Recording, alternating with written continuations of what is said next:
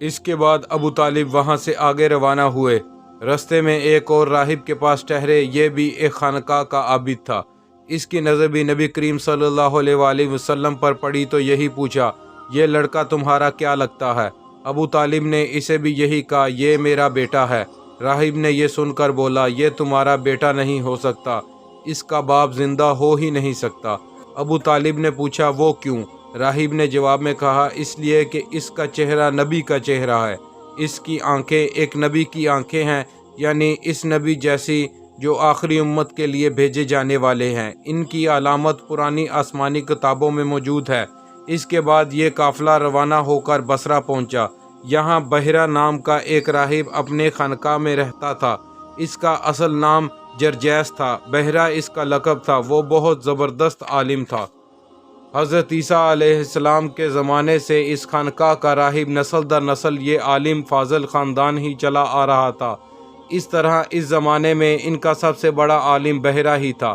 قریش کے لوگ اکثر بحیرہ کے پاس سے گزرا کرتے تھے، مگر اس نے کبھی ان سے کوئی بات نہیں کی۔ مگر اس بار اس نے قافلے میں آپ کو دیکھ لیا تو پورے قافلے کے لیے کھانا تیار کروایا۔ بحیرہ نے یہ منظر بھی دیکھا کہ نبی کریم صلی اللہ علیہ وآلہ وسلم پر ایک بدلی سایہ کیے ہوئے تھی۔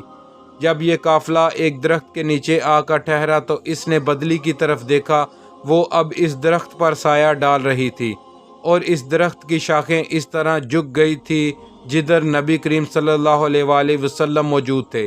اس نے دیکھا بہت سی شاخوں نے اپنے اوپر جھمگھٹا سا کر لیا تھا۔ اصل میں ہوا یہ تھا کہ جب نبی کریم صلی اللہ علیہ وآلہ وسلم اس درخت کے پاس پہنچے تو قافلے کے لوگ پہلے ہی سایہ دار جگہ پر قبضہ کر چکے تھے۔ اب آپ کے لیے کوئی سایہ دار جگہ نہیں بچی تھی، چنانچہ آپ جب دھوپ میں بیٹھے تو شاخوں نے اپنا رخ تبدیل کر لیا اور آپ کے اوپر جمع ہو گئی۔ اس طرح آپ مکمل طور پر سائے میں ہو گئے۔ بحیرہ نے یہ منظر صاف دیکھا تھا۔ آپ کی یہ نشانی دیکھ کر اس نے قافلے والوں کو پیغام بھجوایا، اے قریشیو، میں نے آپ لوگوں کے لیے کھانا تیار کروایا ہے۔ میری خواہش ہے کہ آپ تمام لوگ کھانا کھانے آئیں، یعنی بچے، بوڑھے اور غلام سب آئیں۔ بحیرہ کا یہ پیغام سن کر قافلے میں سے ایک نے کہا، اے بحیرہ، آج تو آپ نے نیا کام کر رہے ہیں۔ ہم تو اکثر اس رستے سے گزرتے ہیں، آپ نے کبھی دعوت کا انتظام نہیں کیا، پھر آج کیا بات ہے؟ بحیرہ نے انہیں صرف اتنا جواب دیا، تم نے ٹھیک کہا، لیکن بس آپ لوگ مہمان ہیں اور مہمان کا اکرام کرنا بہت اچھی بات ہے۔ اس طرح تمام لوگ بحیرہ کے پاس پہنچ گئے، لیکن اللہ کے رسول صلی اللہ علیہ وآلہ وسلم ان کے ساتھ نہیں تھے، انہیں پڑاؤ میں ہی چھوڑ دیا گیا تھا۔ آپ کو قافلے کے ساتھ اس لیے نہیں لے جایا گیا تھا کہ آپ کم عمر تھے، آپ وہیں درخت کے نیچے بیٹھ گئے۔ ادھر بحیرہ نے لوگوں کو دیکھا اور ان میں سے کسی میں اسے وہ صفت نظر نہ آئی جو آخری نبی کے بارے میں اسے معلوم تھی، نہ ان میں سے کسی پر وہ بدلی نظر آئی، بلکہ اس نے عجیب بات دیکھی کہ وہ بدلی وہیں پڑاؤ کی جگہ پر ہی رک گئی تھی۔ اس کا صاف مطلب یہ تھا بدلی وہیں ہے جہاں اللہ کے رسول ہیں۔ تب اس نے کہا، اے قریش کے لوگوں، میری دعوت سے آپ میں سے کوئی بھی پیچھے نہیں رہنا چاہیے۔ اس پر قریش نے کہا، اے بحیرہ، جن لوگوں کو آپ کی اس دعوت میں لانا ضروری تھا ان میں سے تو کوئی رہا نہیں، ہاں ایک لڑکا رہ گیا ہے جو سب سے کم عمر ہے۔ بحیرہ بولا، تب پھر مہربانی فرما کر اسے بھی بلائیں۔ یہ کس قدر بری بات ہے کہ آپ سب آئیں اور آپ میں سے ایک رہ جائے، اور میں نے اسے آپ لوگوں کے ساتھ دیکھا تھا۔ تب ایک شخص گیا اور آپ کو ساتھ لے کر بحیرہ کی طرف روانہ ہوا۔ اس وقت وہ بدلی آپ کے ساتھ ساتھ چلی اور تمام راستے اس نے آپ پر سایہ کیے رکھا۔ بحیرہ نے یہ منظر صاف دیکھا تھا۔ وہ اب آپ کو اور زیادہ غور سے دیکھ رہا تھا اور آپ کے جسم مبارک میں وہ علامات تلاش کر رہا تھا جو ان کی کتب میں درج تھی۔ جب لوگ کھانا کھا چکے اور ادھر ادھر ہو گئے تب بحیرہ آپ کے پاس آیا اور بولا، میں لات اور عزیٰ کے نام پر آپ سے چند باتیں پوچھنا چاہتا ہوں، جو میں نے پوچھوں آپ مجھے بتائیں۔ اس کی بات سن کر آپ نے فرمایا، لات اور عزیٰ کے نام پر مجھ سے کچھ نہ پوچھو، اللہ کی قسم مجھے سب سے زیادہ نفرت انہی سے ہے۔ اب بحیرہ بولا، اچھا تو پھر اللہ کے نام پر بتائیں جو میں پوچھنا چاہتا ہوں۔ تو آپ نے فرمایا، پوچھو، کیا پوچھنا ہے؟ اس نے بہت سے سوالات کیے، آپ کی عادات کے بارے میں پوچھا۔ اس کے بعد اس نے آپ کی کمر پر سے کپڑا ہٹا کر مہر نبوت کو دیکھا۔ وہ بالکل ایسے ہی تھی جیسا کہ اس نے اپنی کتابوں میں پڑھا تھا۔ اس نے فوراً مہر نبوت کی جگہ کو بوسہ دیا۔ قریش کے لوگ یہ دیکھ کر حیران ہو رہے تھے، آخر لوگ کہے بغیر نہ رہ سکے، یہ راہب محمد صلی اللہ علیہ وآلہ وسلم میں بہت دلچسپی لے رہا ہے، شاید اس کے نزدیک ان کا مرتبہ بہت بلند ہے۔ ادھر نبی کریم صلی اللہ علیہ وآلہ وسلم سے بات چیت کرنے کے بعد بحیرہ ابو طالب کی طرف آیا اور بولا، یہ لڑکا تمہارا کیا لگتا ہے؟ ابو طالب نے کہا، یہ میرا بیٹا ہے۔ اس پر بحیرہ نے کہا، نہیں، یہ تمہارا بیٹا نہیں ہو سکتا، یہ نہیں ہو سکتا کہ اس کا باپ زندہ ہو۔ ابو طالب کو یہ سن کر حیرت ہوئی، پھر انہوں نے کہا، دراصل یہ میرے بھائی کا بیٹا ہے۔ ان کا باپ کہاں ہے؟ وہ فوت ہو چکا ہے، اس کا انتقال اس وقت ہو گیا تھا جب یہ ابھی پیدا نہیں ہوئے تھے۔ یہ سن کر بحیرہ بولا، ہاں یہ بات صحیح ہے، اور ان کی والدہ کا کیا ہوا؟ ان کا بھی تھوڑے عرصے پہلے انتقال ہوا ہے۔ یہ سنتے ہی بحیرہ نے کہا، بالکل ٹھیک کہا، اب تم یوں کرو کہ اپنے بھتیجے کو واپس وطن لے جاؤ، یہودیوں سے ان کی پوری طرح حفاظت کرو۔ اگر انہوں نے انہیں دیکھ لیا اور ان میں وہ نشانیاں دیکھ لیں جو میں نے دیکھی ہیں تو وہ انہیں قتل کرنے کی کوشش کریں گے۔ تمہارا یہ بھتیجا نبی ہے، اس کی بہت شان ہے، ان کی شان کے بارے میں ہم اپنی کتابوں میں بھی لکھا ہوا پاتے ہیں، اور ہم نے اپنے باپ داداؤں سے بھی بہت کچھ سن رکھا ہے۔ میں نے یہ نصیحت کر کے اپنا فرض پورا کر دیا ہے، اور انہیں واپس لے جانا تمہاری ذمہ داری ہے۔ ابو طالب بحیرہ کی بات سن کر خوفزدہ ہو گئے، آپ کو لے کر مکہ واپس آ گئے۔ اس واقعے کے وقت آپ کی عمر 9 سال تھی۔ اس عمر کے لڑکے عام طور پر کھیل کود میں ضرور حصہ لیتے ہیں۔ ان کھیلوں میں خراب اور گندے کھیل بھی ہوتے ہیں۔ اللہ تعالیٰ نے آپ کو اس سلسلے میں بھی بالکل محفوظ رکھا۔ جاہلیت کے زمانے میں عرب جن برائیوں میں جکڑے ہوئے تھے، ان برائیوں سے بھی اللہ تعالیٰ نے آپ کی حفاظت فرمائی۔ ایک واقعہ آپ نے خود بیان فرمایا، ایک قریشی لڑکا مکہ کے بالائی حصے میں اپنی بکریاں لیے میرے ساتھ تھا۔ میں نے اس سے کہا، تم ذرا میری بکریوں کا دھیان رکھو تاکہ میں قصہ گوئی کی مجلس میں شریک ہو سکوں، وہاں سب لڑکے جاتے ہیں۔ اس لڑکے نے کہا، اچھا۔ اس کے بعد میں روانہ ہوا۔ میں مکہ کے ایک مکان میں داخل ہوا تو مجھے گانے اور باجے کی آواز سنائی دی۔ میں نے لوگوں سے پوچھا، یہ کیا ہو رہا ہے؟ مجھے بتایا گیا کہ ایک قریشی کی فلاں شخص کی بیٹی سے شادی ہو رہی ہے۔ میں نے اس طرف توجہ دی ہی تھی کہ میری آنکھیں نیند سے جھکنے لگیں، یہاں تک کہ میں سو گیا۔ پھر میری آنکھ اس وقت کھلی جب دھوپ مجھ پر پڑی۔ آپ واپس اس لڑکے کے پاس پہنچے۔ اس نے پوچھا، تم نے وہاں جا کر کیا کیا؟ میں نے اسے واقعہ سنا دیا۔ دوسری رات پھر ایسا ہی ہوا۔ مطلب یہ کہ قریش کے لغو مجلسوں سے اللہ تعالیٰ نے آپ کو محفوظ رکھا۔ قریش کے ایک بت کا نام بوانا تھا۔ قریش ہر سال اس کے پاس حاضری دیا کرتے تھے، اس کی بے حد عزت کرتے تھے، اس کے پاس قربانی کا جانور ذبح کرتے تھے، سر منڈاتے، سارا دن اس کے پاس اعتکاف کرتے۔ ابو طالب بھی اپنی قوم کے ساتھ اس بت کے پاس حاضری دیتے۔ اس موقع کو قریش عید کی طرح مناتے تھے۔ ابو طالب نے نبی کریم صلی اللہ علیہ وآلہ وسلم سے کہا، بھتیجے آپ بھی ہمارے ساتھ عید میں شریک ہوں۔ آپ نے انکار فرما دیا۔ ابو طالب ہر سال آپ کو شریک ہونے کے لیے کہتے رہے، لیکن آپ ہر بار انکار ہی کرتے رہے۔ آخر ایک بار ابو طالب کو غصہ آ گیا۔ آپ کی پھوپھیوں کو بھی آپ پر بے حد غصہ آیا اور آپ سے بولیں، تم ہمارے معبودوں سے اتنا اس طرح بچتے ہو اور پرہیز کرتے ہو، ہمیں ڈر ہے کہ تمہیں کوئی نقصان نہ پہنچے۔ انہوں نے یہ بھی کہا، محمد آخر تم عید میں کیوں شریک نہیں ہوتے؟ ان کی باتوں سے تنگ آ کر آپ ان کے پاس سے اٹھ کر کہیں دور چلے گئے۔ اس بارے میں آپ فرماتے ہیں، میں جب بھی بوانا یا کسی اور بت کے نزدیک ہوا، میرے سامنے ایک سفید رنگ کا بہت قد آور آدمی ظاہر ہوا۔ اس نے ہر بار مجھ سے یہی کہا، محمد پیچھے ہٹو، اس کو چھونا نہیں۔ خانہ کعبہ میں تانبے کے بنے 2 بت تھے، ان کا نام اصاف اور نائلہ تھا۔ طواف کرتے وقت مشرک برکت حاصل کرنے کے لیے ان کو چھوا کرتے تھے۔ حضرت زید بن حارث رضی اللہ تعالی عنہ فرماتے ہیں، ایک مرتبہ آپ صلی اللہ علیہ وآلہ وسلم بیت اللہ کا طواف کر رہے تھے، میں بھی آپ کے ساتھ تھا۔ جب میں طواف کے دوران ان بتوں کے پاس سے گزرا تو میں نے بھی ان کو چھوا۔ نبی پاک صلی اللہ علیہ وآلہ وسلم نے فوراً فرمایا ان کو ہاتھ مت لگاؤ۔ اس کے بعد ہم طواف کرتے رہے۔ میں نے سوچا ایک بار پھر بتوں کو چھونے کی کوشش کروں گا تاکہ پتہ تو چلے ان کو چھونے سے کیا ہوتا ہے اور آپ نے کس لیے مجھے روکا ہے۔ چنانچہ میں نے ان کو پھر چھو لیا۔ تب آپ نے سخت لہجے میں فرمایا، کیا میں نے تمہیں ان کو چھونے سے منع نہیں کیا تھا؟ اور میں قسم کھا کر کہتا ہوں نبی پاک صلی اللہ علیہ وآلہ وسلم نے کبھی بھی کسی بت کو نہیں چھوا، یہاں تک کہ اللہ تعالیٰ نے آپ کو نبوت عطا فرما دی اور آپ پر وحی نازل ہونے لگی۔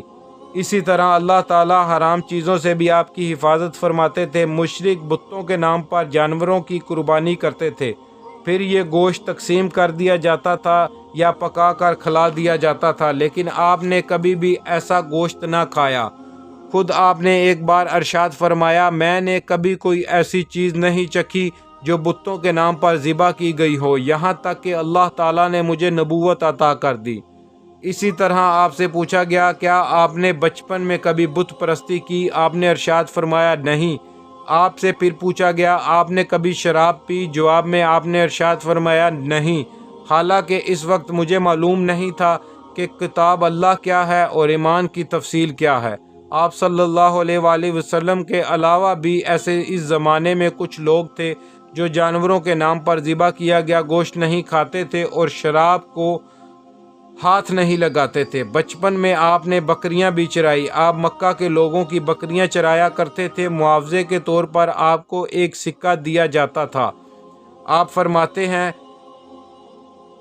اللہ تعالیٰ نے جتنے نبی بھیجے ان سب نے بکریاں چرانے کا کام کیا۔ میں مکہ والوں کی بکریاں کرایت کے بدلے چرایا کرتا تھا۔ مکہ والوں کی بکریوں کے ساتھ آپ اپنے گھر والوں اور رشتہ داروں کی بکریاں بھی چرایا کرتے تھے۔ پیغمبروں نے بکریاں کیوں چرائی؟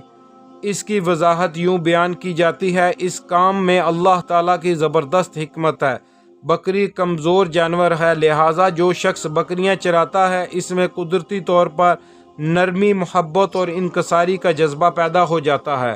ہر کام اور پیشے کی کچھ خصوصیات ہوتی ہیں، مثلاً قصاب کے دل میں سختی ہوتی ہے، لوہار جفاکش ہوتا ہے، مالی نازک طبع ہوتا ہے۔ اب جو شخص بکریاں چراتا رہا، جب وہ مخلوق کی تربیت کا کام شروع کرے گا تو اس کی تربیت میں سے گرمی اور سختی نکل چکی ہوتی ہے۔ مخلوق کی تربیت کے لیے وہ بہت نرم مزاج ہو چکا ہوتا ہے اور تبلیغ کے کام میں نرم مزاجی کی بہت ضرورت ہوتی ہے۔ عربوں میں ایک شخص بدر بن معشر غفاری تھا۔ یہ عکاظ کے میلے میں بیٹھا کرتا تھا، لوگوں کے سامنے اپنی بہادری کے قصے سنایا کرتا تھا، اپنی بڑائیاں بیان کرتا تھا۔ ایک دن اس نے پیر پھیلا کر اور گردن اکڑا کر کہا، میں عربوں میں سب سے زیادہ عزت دار ہوں، اور اگر کوئی یہ خیال کرتا ہے کہ وہ زیادہ عزت والا ہے تو تلوار کے زور پر یہ بات ثابت کر کے دکھائے۔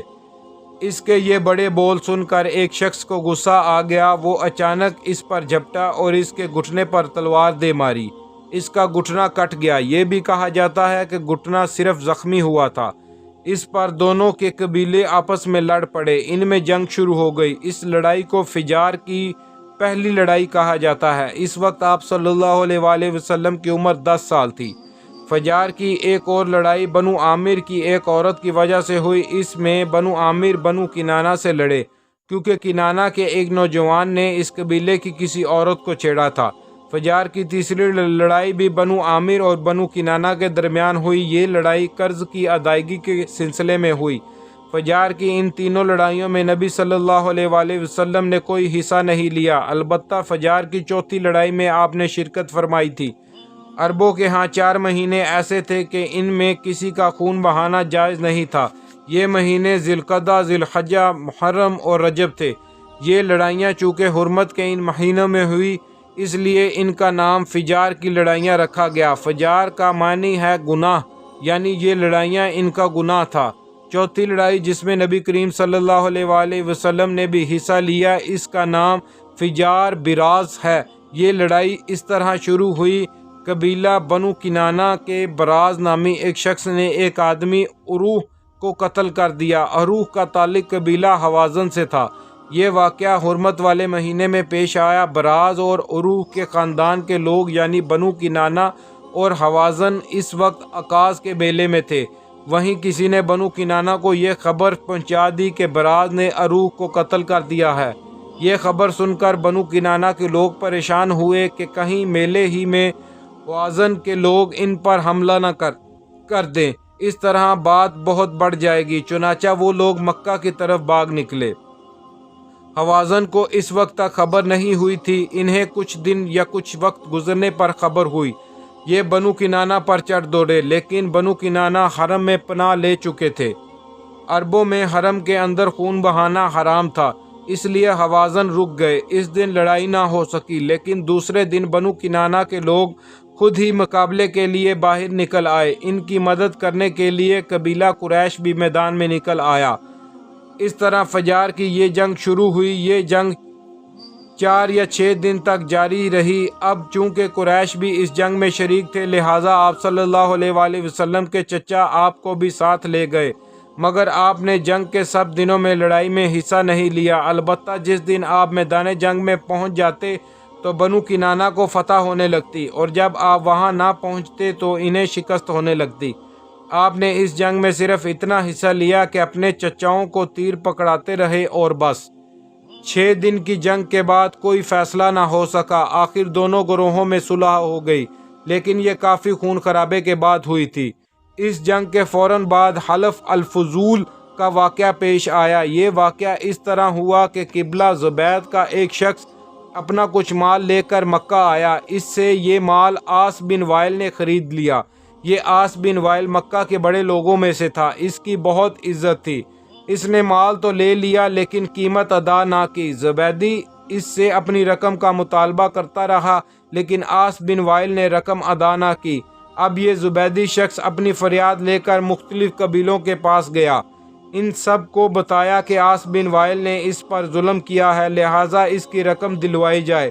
اب چونکہ عاص مکہ کے بڑے لوگوں میں سے تھا، اس لیے ان سب لوگوں نے عاص کے خلاف اس کی مدد کرنے سے انکار کر دیا، الٹا اسے ڈانٹ ڈپٹ کر واپس بھیج دیا۔ جب زبیدی نے ان لوگوں کی یہ حالت دیکھی تو دوسرے دن صبح سویرے وہ ابو قیس نامی پہاڑ پر چڑھ گیا۔ قریش ابھی اپنے گھروں ہی میں تھے اور وہ اوپر چڑھ کر اس نے بلند آواز سے چند شعر پڑھے، جن کا خلاصہ یہ ہے: اے فہر کی اولاد، ایک مظلوم کی مدد کرو جو اپنے وطن سے دور ہے اور جس کی تمام پونجی اس وقت مکہ کے اندر ہی ہے۔ اس زبیدی شخص کی یہ فریاد آپ صلی اللہ علیہ وآلہ وسلم کے چچا زبیر بن عبد المطلب نے سن لی۔ ان پر بہت اثر ہوا۔ انہوں نے عبداللہ بن جدعان کو ساتھ لیا اور اس آدمی کی مدد کے لیے اٹھ کھڑے ہوئے۔ پھر ان کے ساتھ بنو ہاشم، بنو زہرہ اور بنو اسد کے لوگ بھی شامل ہو گئے۔ یہ سب عبداللہ بن جدعان کے گھر جمع ہوئے۔ یہاں ان سب کو کھانا کھلایا گیا۔ اس کے بعد ان سب سے خدا کے نام پر حلف لیا گیا۔ حلف کے الفاظ یہ تھے: ہم ہمیشہ مظلوم کا ساتھ دیتے رہیں گے اور اس کا حق اسے دلاتے رہیں گے۔ اس حلف کا نام حلف الفضول رکھا گیا۔ اس عہد کے اور حلف کے موقع پر اللہ کے رسول صلی اللہ علیہ وآلہ وسلم بھی قریش کے ساتھ موجود تھے۔